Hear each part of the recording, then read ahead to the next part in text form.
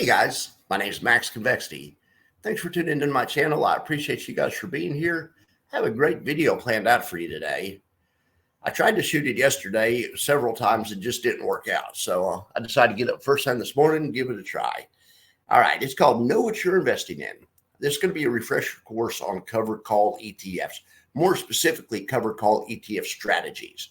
What you're really buying, what differentiates one from another in these covered call worlds is a strategy. What you're really buying when you buy JEPY is a monthly out of the money covered call strategy. What you're really buying when you buy Defiance is a daily at the money or whatever, daily slightly in the money covered call strategy, right?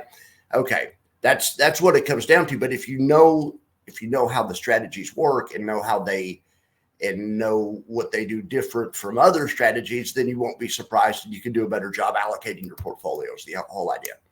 Okay, so I received a viewer comment, and the viewer said, I was optimistic when these funds first came out, but how about reviewing all these funds with 100% of the dividends reinvested and the results still pale in comparison to something that pays a lot less but maintains its NAV better, like SVOL.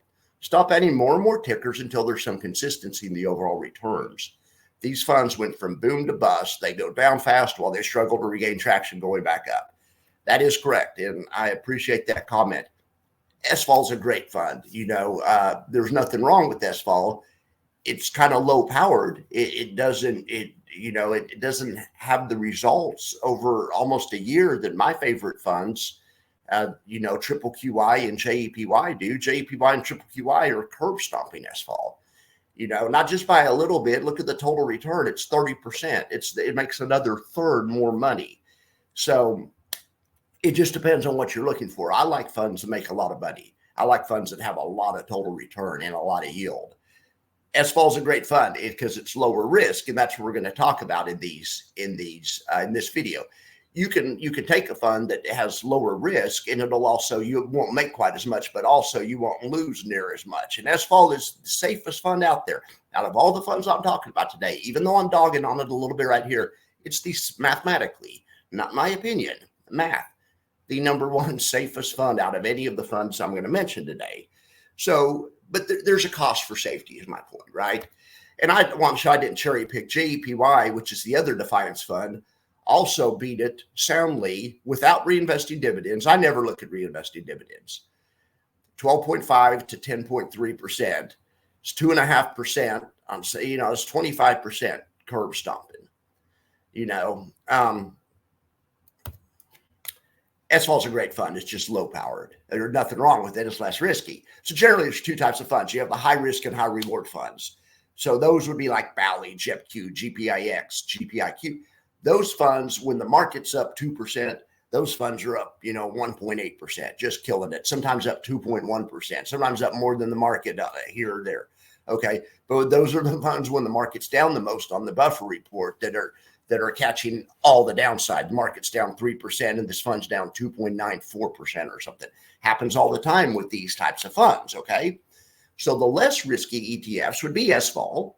That'd be one of them, but also the Global X funds. We don't talk much about the Global X funds, but I'm going to use them as an example of an ETF strategy, and I'll show why they're less risky, okay? So the Defiance ETFs are kind of a hybrid. They're mathematically, they're less risky, kind of like SVOL, but they have returns that are more similar to the high-risk ones. So that's why I like Triple QI so much. And JEPY. I think Defiance has the right combination of factors for me, for what I like. Like I say, I like high yield, high return. That's just me. All right.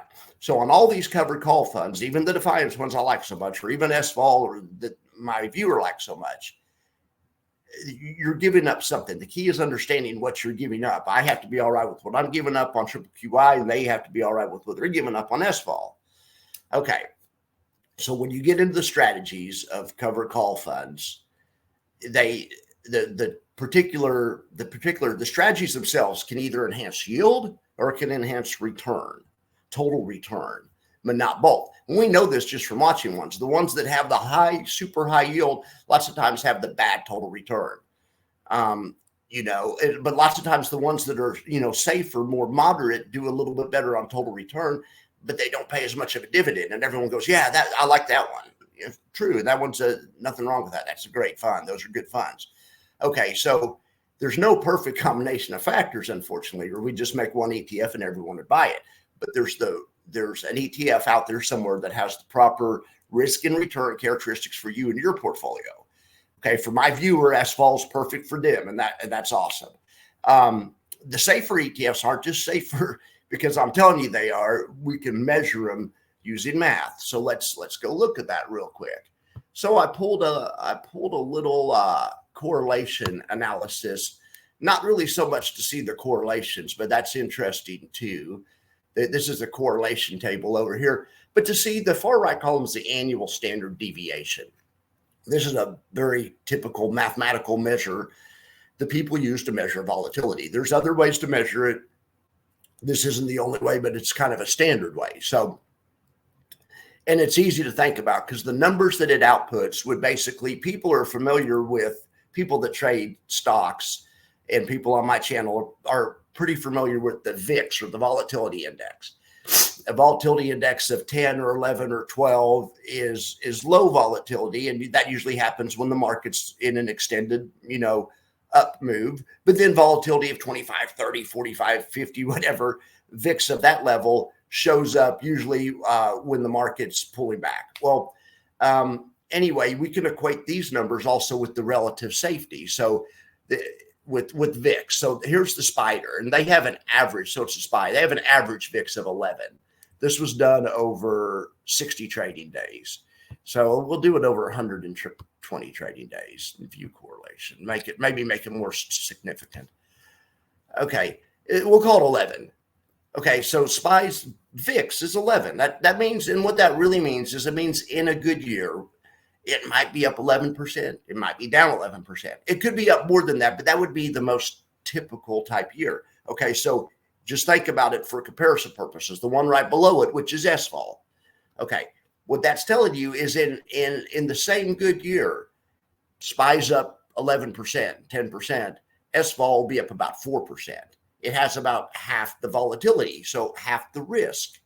Because also it loses a lot less on the downside. These ones that I'm calling low powered are also safer on the downside. So we can see right here that SVOL is the safest one of all these funds on the chart. But the next three the next two I would also say are in the same safe category. There's QILD, which is the Global X Fund. We're going to talk about that in a second. People don't really talk that much about those funds, but then there's JEPY, and look at its risk is only a 7.5. It's 25% less risky than the market. And that's the one I like that gets all that yield and all that total return. So I mean, but it's still low on risk. I mean, it gets yield and total return more like some of these riskier ones do that have these higher numbers. And just for comparison purposes, I wanted to show the other covered call funds. So the ones I'm calling high powered. Generally, they're going to have about the same risk as the market, or maybe even a little bit more. And so here's GPIQ, 11.7, same risk as the market, a little bit more. ULTY, about double the risk of the market. ZIVB has more risk than the market. That's one that's similar to SVOL. I didn't put Bally on here, but let's put Bally on here just for shits and giggles. I bet you it has about the same. I bet you Bally's pretty high power. I bet you it's about a 13. I bet you it's a little bit more than market volatility. What do we have on Bally? Oh no, Bally actually came in over on these 120 days of a little bit less. But in any event, you can measure how volatile funds are.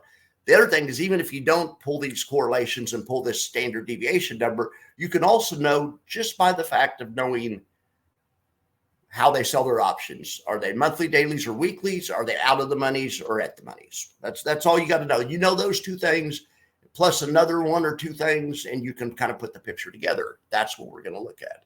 Okay, so now we're going to get in the middle of that. Okay, so here's a quick refresher on covered call strategies. Okay, like I said, you can either enhance the yield or you can enhance the total return. Okay. Yield enhancers. The classic yield enhancers are shorter expiration cycle. For a while, all of these covered calls were monthlies, and then Yield Max came out and they did weeklies, and the Defiance came out and they did dailies, and it set the world on fire because it was just the shorter time frame was the only thing that made those yield more, or that's the main thing that makes those yield more. And everyone thought, hey, they yield twice as much, they have to be a scam, right? Well, here we are a year later. You know, between Yield Max and Defiance, they have several billion under management. They obviously aren't a scam. A lot of people are making money, and really the only people that are pissed are people that bought Tesla from the beginning and didn't diversify. But anyone that has a diverse portfolio of these that I've talked to, anyone that has a diverse portfolio of these is fairly happy and is doing well. So the classic yield enhancer, shorter expiration cycle. The classic return enhancer is going longer, the monthly expiration cycles. Okay, now we have to talk about moneyness. Moneyness is, do you sell the option way out of the money or kind of closer to the money?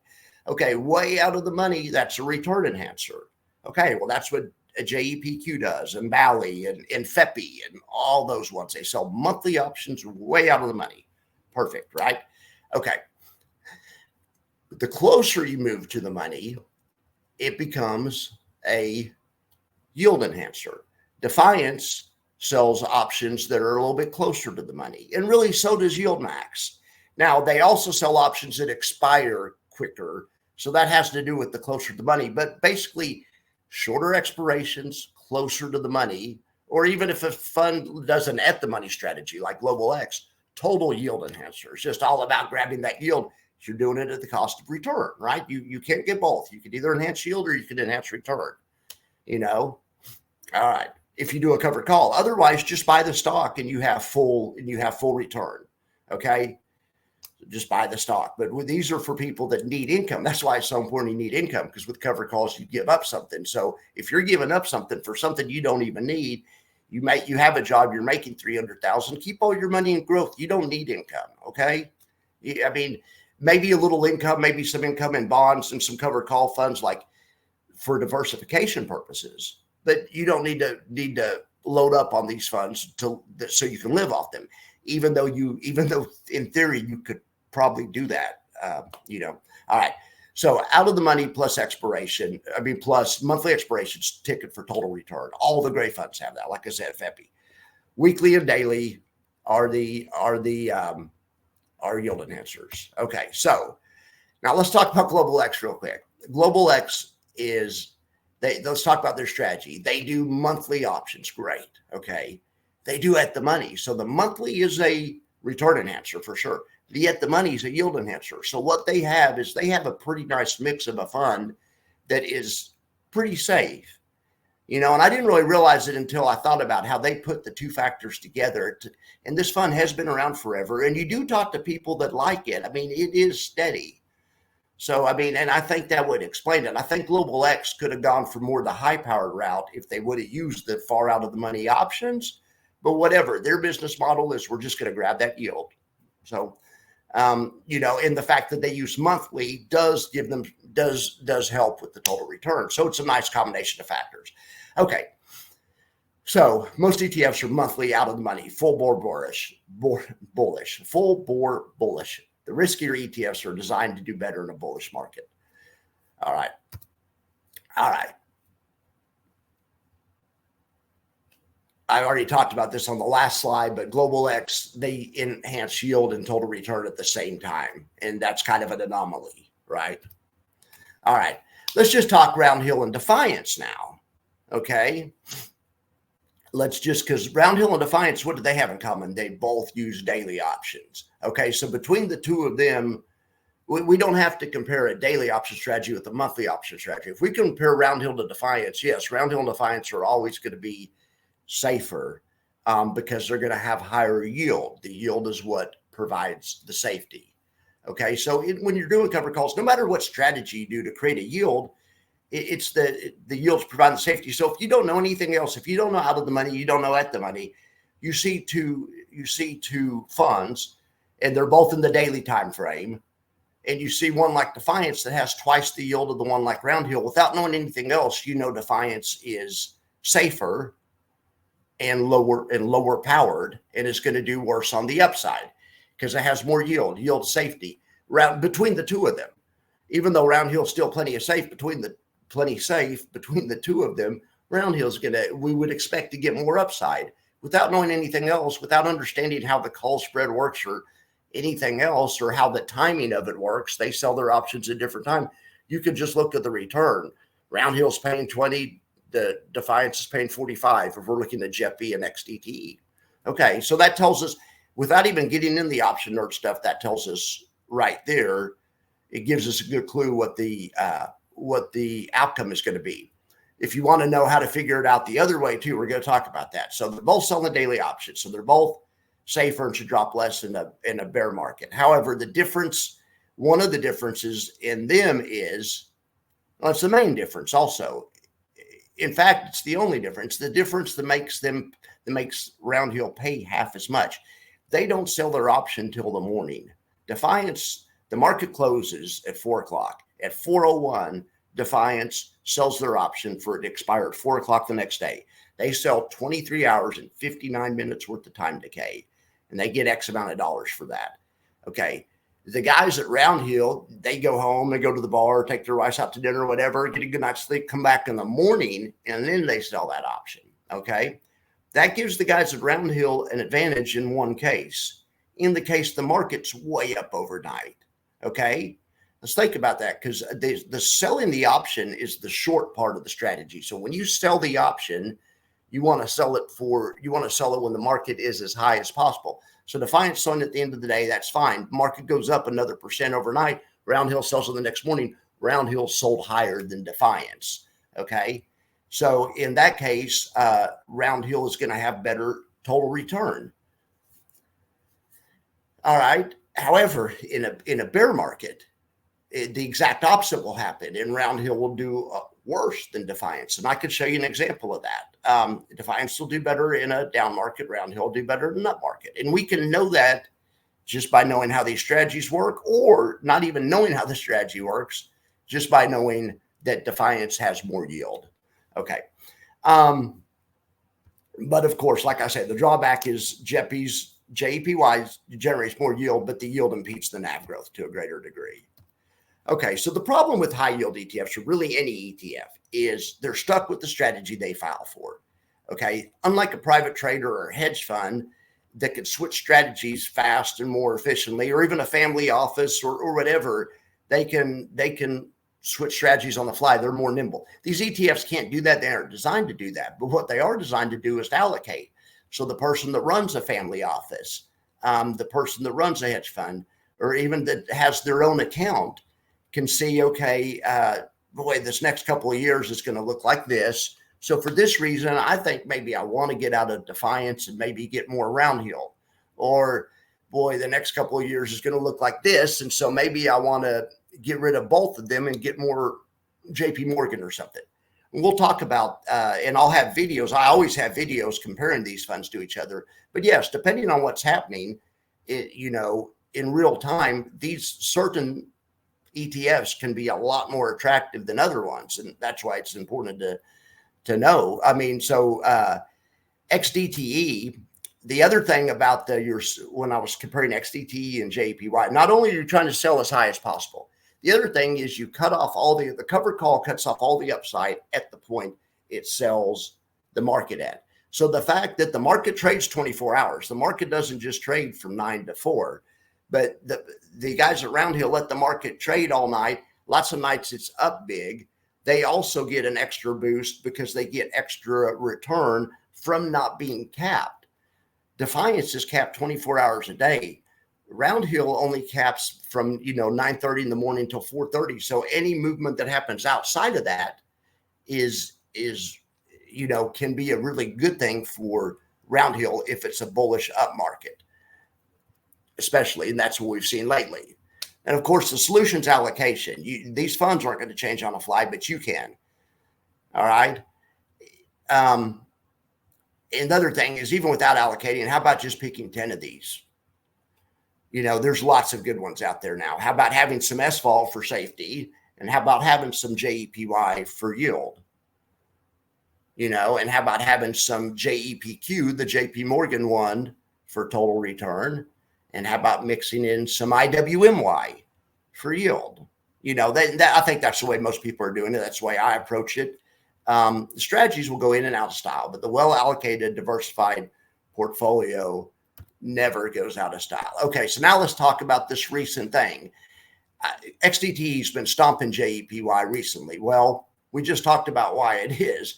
So XDT is going to do a lot better in a bullish market, especially a bullish market with a lot of overnight gaps in the bullish direction. Now, let's take a look at that. Do you think we've had any of those lately? Do you think we've had any of those lately? All right. Well, first, I haven't checked the market this morning. Let's see what the market's doing. I just got up and went straight to the studio to do this. Hopefully the market's not, I'm sure it isn't. It was up last night before I went to bed. And right now it looks like it's kind of steady.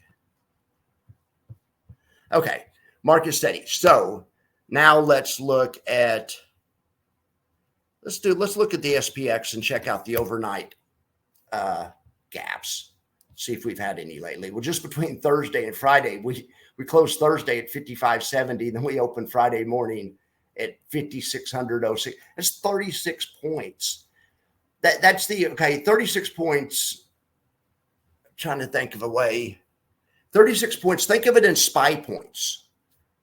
If that was SPY, it's like SPY closing at 550 and opening at 553. It's a big deal. If you sell, you would a lot rather sell options when the SPY is at 153, cut off or 5 or whatever. I mean, so in this example, the SPY would be at 560 and 557 to 560. This is a 4-point overnight move in the SPY. Imagine that, how much extra advantage you have not cutting off all your upside until right here. Well, anyway, XDT has benefited from that mightily lately. Let's look. This bounce back has been one for the ages, of course. But that's the way every rally is anymore. Every rally is one for the ages. This market's insane and has been for years. Okay, here's the first overnight gap. That'd be like the SPY closing at 518 and opening the next morning at 520. That's a 2-point overnight gap. This one, it would be like 520 to 525. That's a 5-point overnight gap. This one's 534 to 537. This one is 545. This would be 545.50, and then opening up at 551. That's like a 6.5.5, 6-point SPY gap. That's 2%. It's just insane. And that's extra profit that goes into XDTE's pile of money. And it's money that JEPY is not making, although they're still making money. I mean, they're still doing really well. And we'll kind of review how they did. But anyway, then finally, there's another gap here from 556. We just talked about that one to another 4 or 5 point insane gap. Okay. So let's look at it this way. I even have a special buffer report I built to study the way these recover. Okay. This right here is some of my favorite funds, and it actually includes SVOL. It shows you, it shows you SVOL. SVOL's in the red. This SVOL's the second one from the left in the red. And the main one I want you to look at is the one on the far right. That's XDTE. Okay, so right here on the far right, you can see XDTE right here. This is on the 8th, was still down 2%. Right here, it was still down more than 0.25% on the 12th. Well, on the 13th, it was up 1.5%. Went from down 0.25 to up 1.5. That's a plus 1.75%. Well, that's one of those huge gaps. And all the other ones are in this same time period too. And you can see the on the right, that's XDTE. It's up 4% for the month as of Friday's close, including distributions. iSpy is up 3%. It's a great fund also that also does daily options. And then we have the one I like, JEPY is up 1.17%.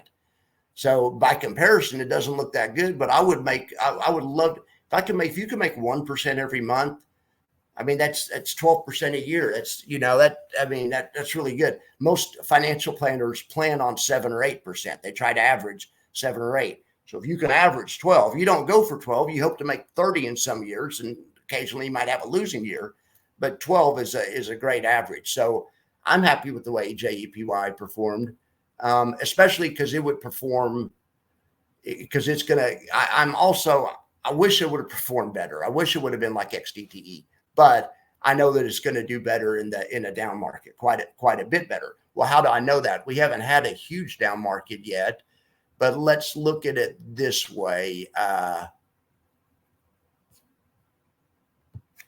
right, so let's do a comparison. Let's just check.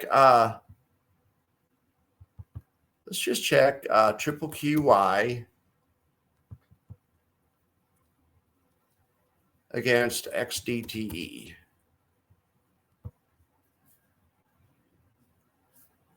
All right.